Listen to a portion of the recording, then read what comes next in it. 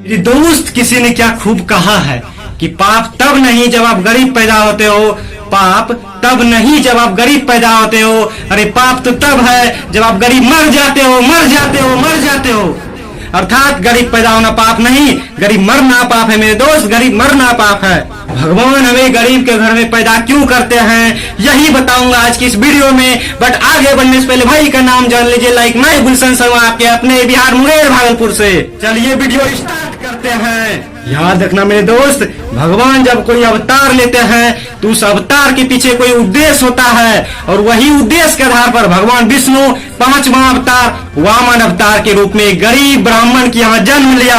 भगवान स्वयं गरीब बालक के रूप में धरती पर आए थे, और प्रहलाद के पुत्र राजा बलि जो इंद्र को पराजित कर उनके राज्याभिषेक छीन लिया करते थे, उन्हें डराया करते थे, बहुत सारे देवता उनसे भयभीत होते थे। ब्राह्मण गरीब बालक राजा बलि के पास जाते हैं और उनसे मात्र 3 कदम धरती मांग लेते हैं। राजा बलि उतना भी घमंडी नहीं था, उनमें बहुत सारे अच्छाइयां भी था। जिसे उनके द्वार पे कोई आते थे मांगने तो उन्हें खाली हाथ नहीं लौटने देता था। फिर राजा बलि कहता है, हे बालक, आपको इतना छोटा इतना तुच्छ दान मांगते हुए आपको लज्जा नहीं आ रही है?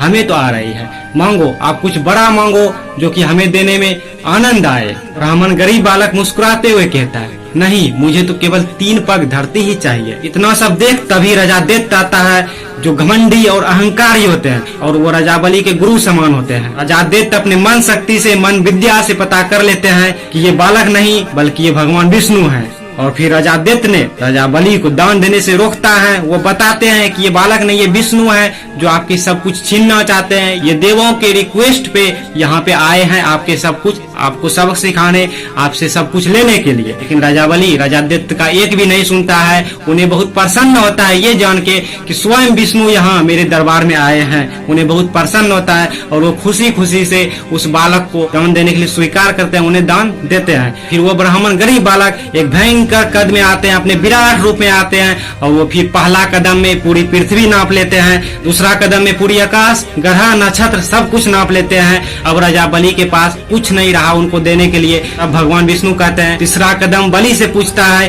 कि मैं तीसरा कदम कहाँ रखूं। तब जाके बलि कहता है कि आप तीसरा कदम मेरे सर पर रखिए, क्योंकि अब यही एक बचा है जो कि खुद मेरा है, मैं आपको दे सकता हूँ। तो वो स्वयं समर्पित कर दिया विष्णु भगवान को। भगवान विष्णु ने तीसरा पैर उसके सर पे रखते हुए उसे स्वर्ग से पताल ले आया और इस तरह उसे सबक सिखाया। मेरे दोस्त, सीखने की बात यह है कि पहले के जमाने में राजा हुआ करते थे तो राक्षस भी हुआ करते थे। ठीक आज के जमाने में लोगों के अंदर राक्षस बचते हैं। लोगों में जो घमंडी होते हैं, घमंडी लोगों के लिए भगवान को अवतार ना लेना पड़े, इसीलिए हमें गरीब पैदा करते हैं, ताकि हम लाइफ में कुछ कर पाए, कुछ बड़ा कर पाए और ऐसे लोगों को सबक सिखा पाए।